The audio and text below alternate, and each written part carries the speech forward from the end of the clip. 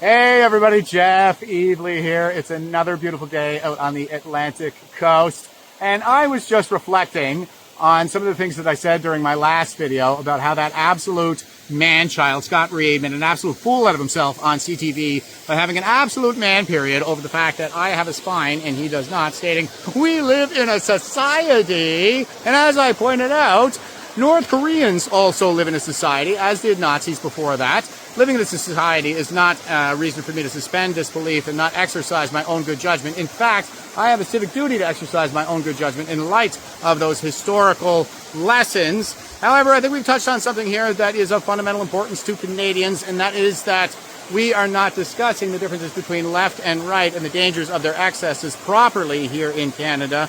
Namely that the left is collectivist, the right is individualist, the extreme left is totalitarian, the extreme right is anarchist. Now, I am not an anarchist.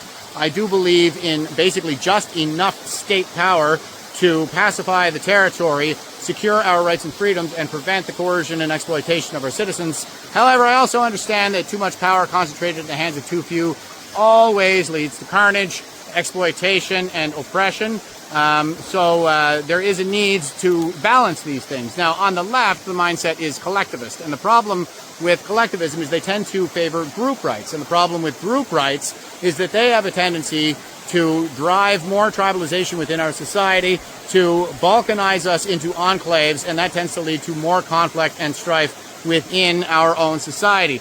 I will favor individual rights over group rights because I understand that the best way to protect a group is to protect the individuals within that group, because in the collectivist worldview, the individual is either an asset or a liability to the collective, and you do not want to be a liability to that collective. They will run roughshod over you all the way up to and including the house arrest of Copernicus for simply developing an insight that the sun is at the center of our solar system. And for that heresy of the collectivist dogma, he was placed on house arrest for the rest of his life. So the collectivist mindset tends to stifle human innovation and hamper our progress, because the number one rule in any totalitarian system is never outshine the master. And as Ayn Rand pointed out, the smallest minority is the individual. So that is the one who needs the most protection.